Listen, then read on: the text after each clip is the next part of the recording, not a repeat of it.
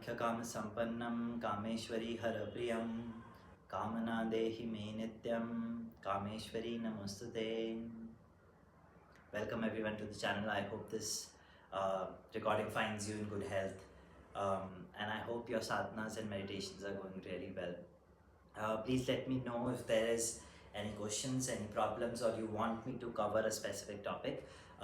Today we are going to discuss the most debated topic of all, Soumya and Ugra Devis. For the references of Soumya and Ugra Devis, we will talk about Gauri and Kali precisely, and then we will expound them, understand their hidden secrets, so that we can embrace them in our life. I will post the presentations here just for your reference for clarity. The first question is, who is Gauri? And Gauri is definitely the Soumya version of divine feminine energy. Gauri is the softer element. She's loving, she's caring, she's giving, very nurturing in nature. Gauri is the representation of the divine feminine energy that is domesticated and cultured. And by domesticated and cultured, I mean she is the divine feminine energy in action with respect to societal existence.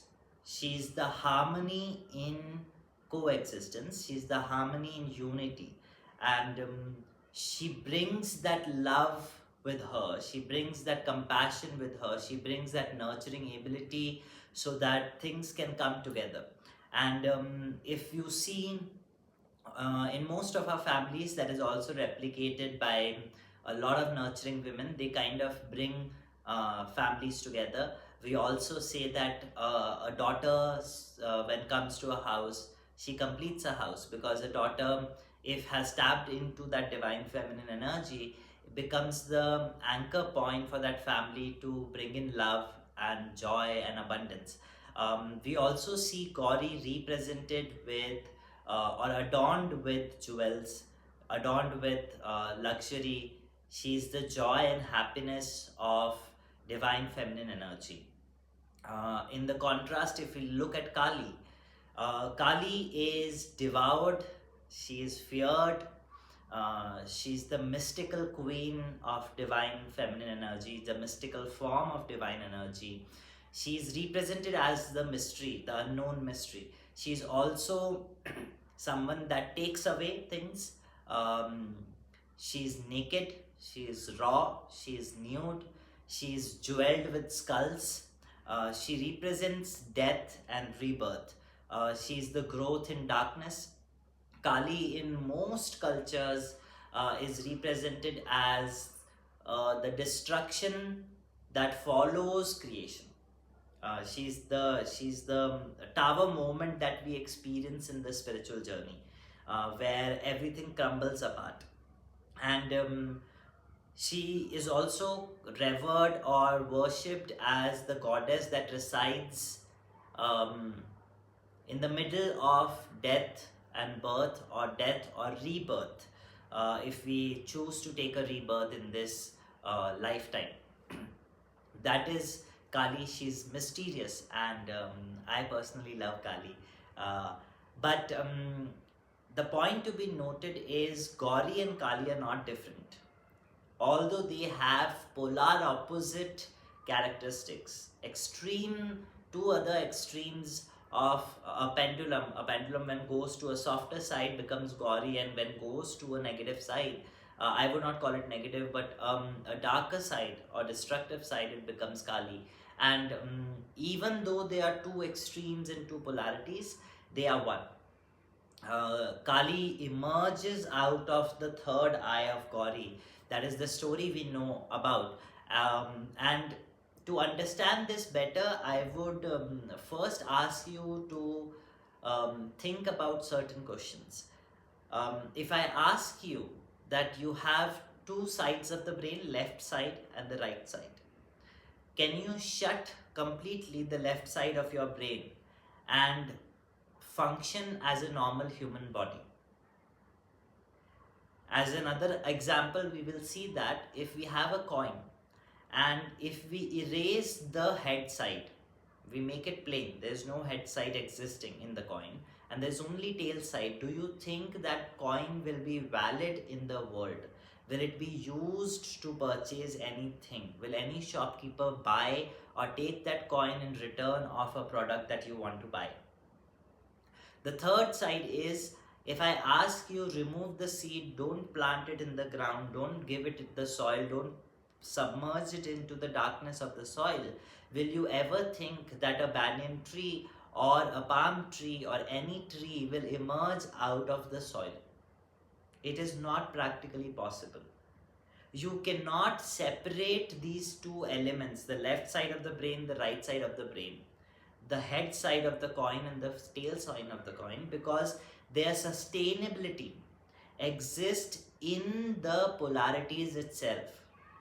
The coexistence of these polarities make them useful. The coexistence of these polarities make them sustainable and make them functional.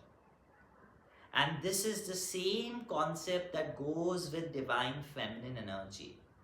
Most of the time people separate Gauri from Kali, assuming that they are two different energies, but they are not different. They are one energy. Kali emerges or emanates itself from Gauri. Now, to understand this a little better, I will take you to a story, and I guess if you're following me, you will understand how I love stories. Sita Ma, which is known as the most beloved, the most kind, divine manifestation of the divine feminine energy, is when she was abducted, when she was taken to Ashok Vatika, and Ravan asks or tries to come close to Sita or tries to manipulate Sita for marriage. Sita, which is very kind, very loving, lifts up a grass blade and warns Ravan that if you step close, one step close to me and cross this grass, you will be burnt alive. And Ravan, who was the biggest yogi of that time, who had lifted up the Kailash Parvat, who was himself blessed by Shiva, does not dare to cross that grass. Why? Because he knew that when Sita said that if, in Hindi I will use the sentence, अगर मेरे तप में क्षमता है, अगर मेरे तप में ताकत है, तो तू उस grass को, if you cross this grass, you will be burnt alive. And Ravan knows that there is Kali sitting within this Sita. And if I dare to manipulate or touch her or take advantage, I will be burnt alive. There is no doubt about it. And because of that, Ravan stayed away. If we also see that Ramayana doesn't end at the death of Ravan. After Ravan, Sahastra Ravan comes, which was a brother of Ravan, and Ram could not defeat him.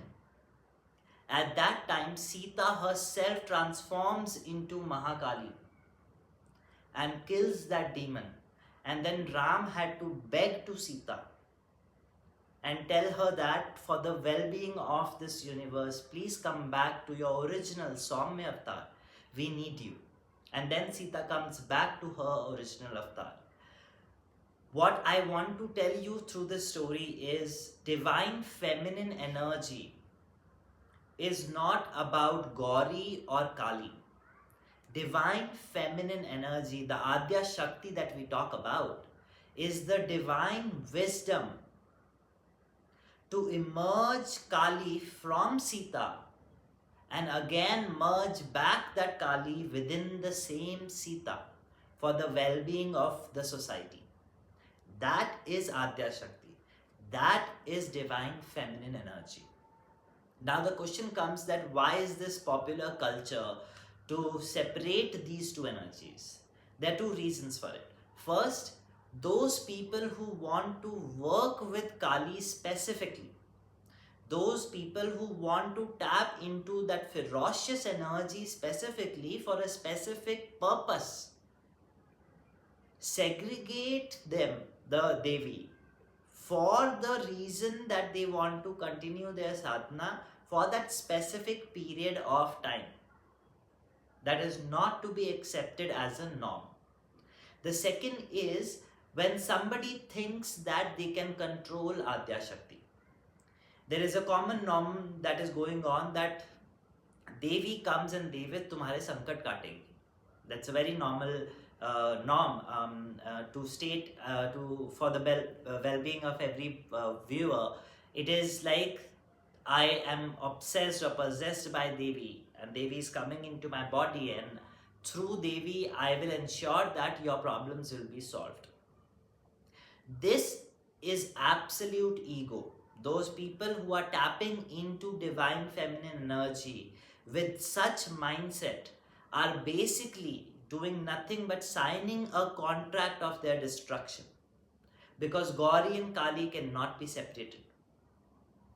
Second, you cannot, even in our dreams, not just you, I also, we cannot even in our dreams try to manage or control the divine feminine energy.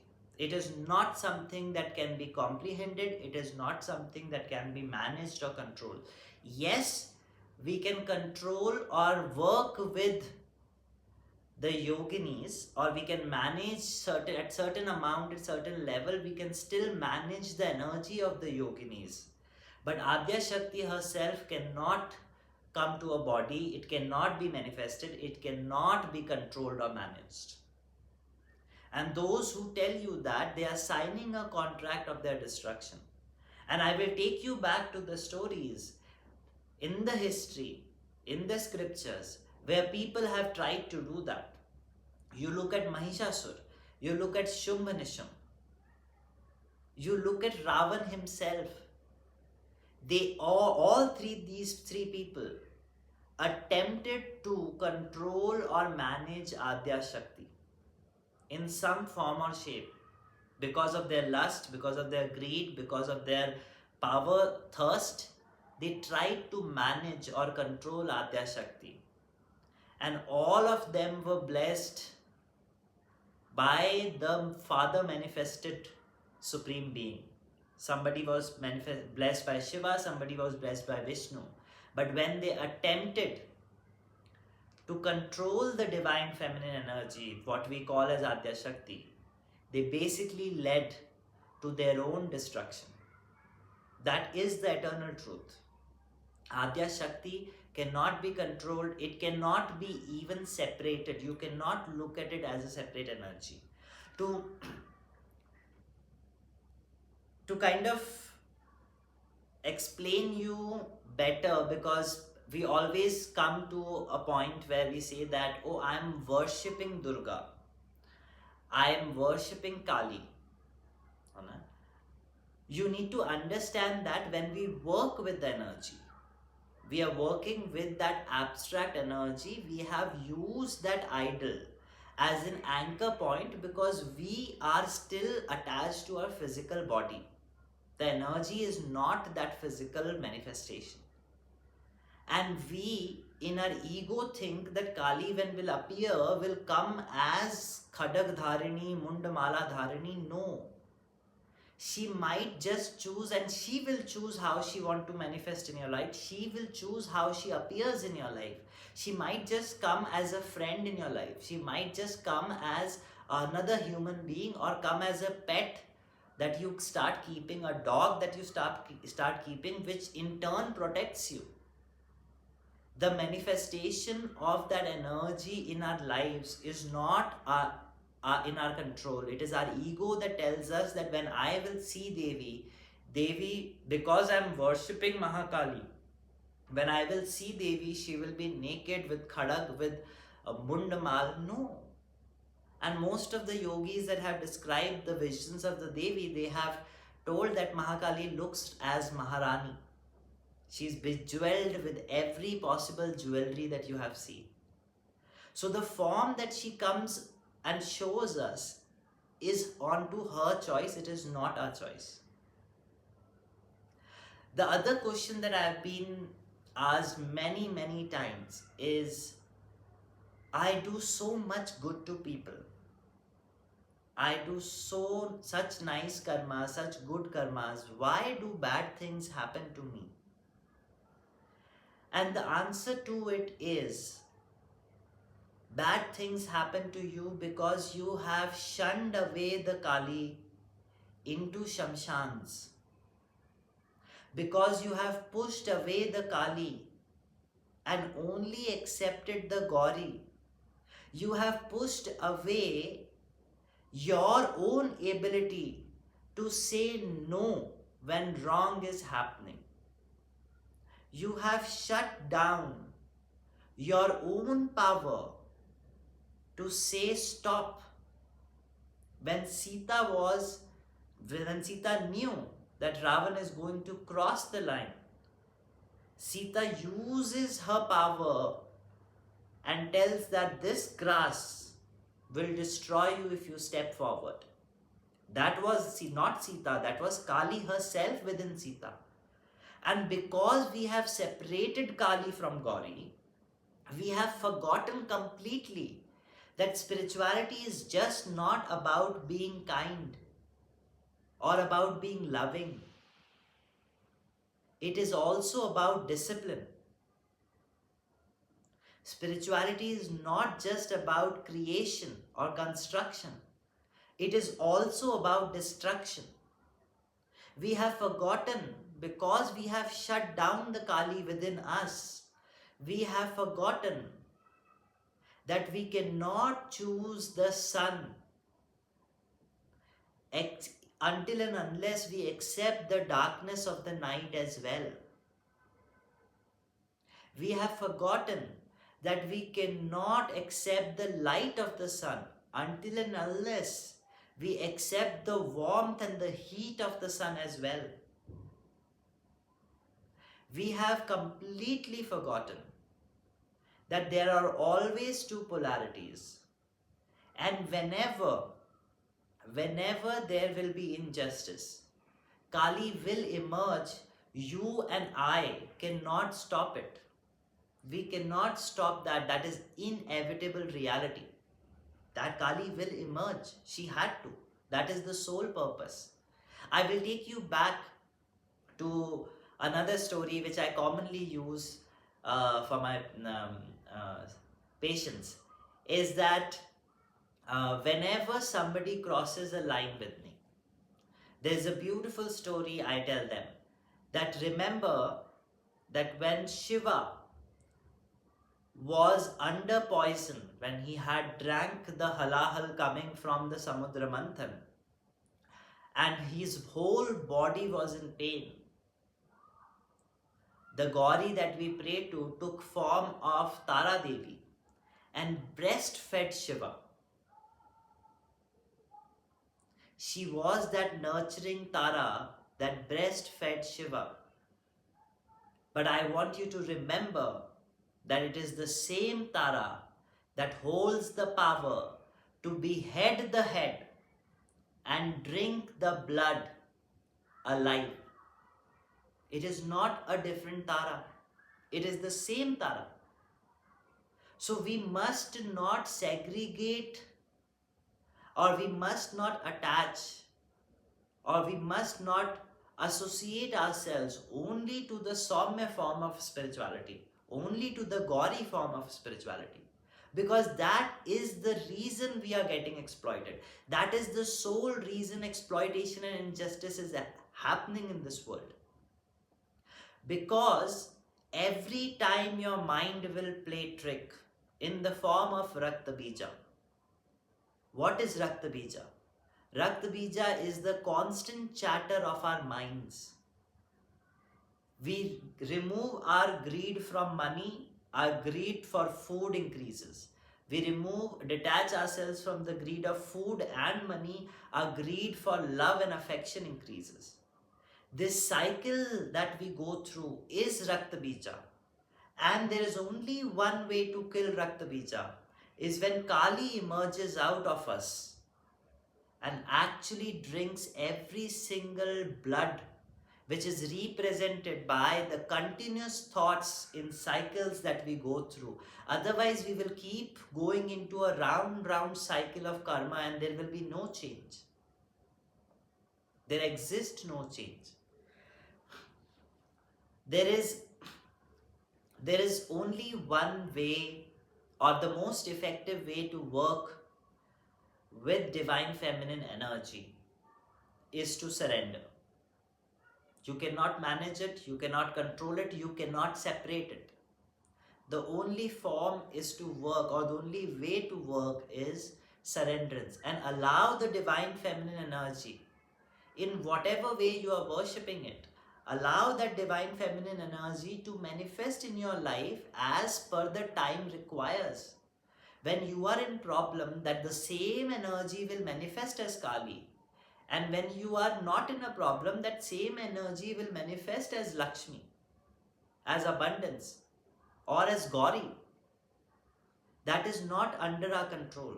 What is in our control is the karma or the actions that we can create. And when that inspiration from the divine feminine energy comes, that it is the time to absorb or imbibe the Ugra form, we must become Ugra. We must embody the Kali within us. Because these are not idols to worship, these are idols to learn from, these are wisdoms to learn from. Kali doesn't tell us to wear mundamalas and go naked in the society. But she tells that whenever you find yourself in a cycle of karma, repeating the same pattern, going through the same suffering again and again and again, I teach you to cut it off, to detach from it, to isolate yourself from that situation. Learn. Self-nurture yourself like Gauri. Be kind to yourself like Sita. And then re-emerge in the outside world. To make you understand this concept better, or to make you to really tap into the concept, I would ask you to look at Kali. She has Abhaya Mudra and Vara Mudra. The two of the arms of Kali is Abhaya Mudra and Vara Mudra, which tells us that there is a manifestation of Kali that is also giving. But the other two arms holds a head, which is our ego, not a demon, which is our ego, and the sword or a khadag, telling that when the cycles of the ego will go on, we must cut it. Yet she tells, don't be afraid, I will bless you. So Kali is not supposed to stay in Shamshan. Kali is not supposed to be a tantric goddess. Kali is a divine power. To understand this better, I would say that if you're working with, or if your chosen manifestation of goddess or chosen manifestation of divine feminine energy is Radha Ma or Radha Rani as we popularly know her, I ask you a very simple question, that can you experience love until and unless you remove hatred from your heart, hatred from your mind? And I know the answer will be no. We pray to Lakshmi throughout the year, but I ask you, can you become successful, can you become rich if you do not eliminate, if you do not remove laziness and procrastination from your system? I ask you that you pray to Saraswati, but can you experience the truth unless and until you cut off the lies? And the answer will be no, because Kali is not an option. Kali is the shadow of every Saumya goddess that we worship. No Saumya goddess can exist without Kali. She is the shadow of Radha. She is the shadow of Lakshmi. She is the shadow of Saraswati. Because when Kali helps us remove the lies, we experience truth, which is Saraswati. When Kali helps us removes laziness, we experience abundance and richness in our life. When Kali helps us remove greed, we become kinder like Sita.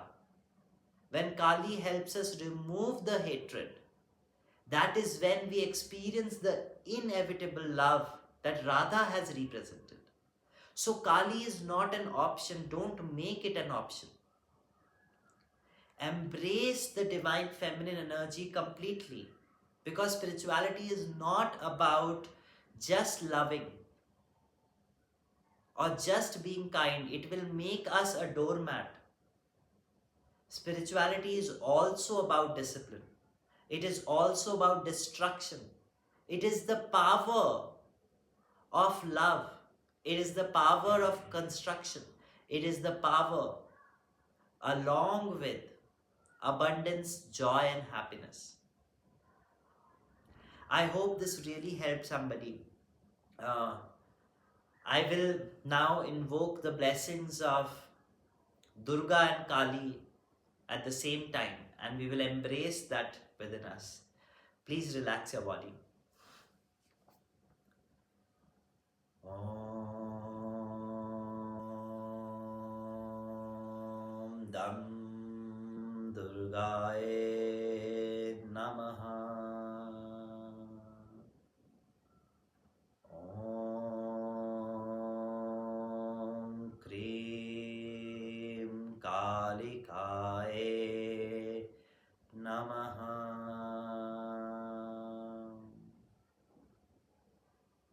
To the Divine Mother, manifested as love, compassion, joy, and abundance, I invite you in my body, in my heart, and my mind. Allow me to nurture myself, my family, my friends, my loved ones, and all sentient beings. To the Divine Mother that beholds the power, I invite you within me, my body, my heart, and my mind.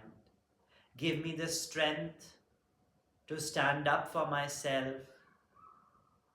and only accept what is good for my soul, my spiritual journey, and reject everything that stops me from my higher truth. Thank you in full faith. I hope this helps. Please try to embrace Shakti in its full form and don't be selective about it. Because if we will be selected, if we will select a part of it, the other part remains unsaid, unnoticed, and darkness will loom inside that part. I hope this helps. Jai Mata Mukhya.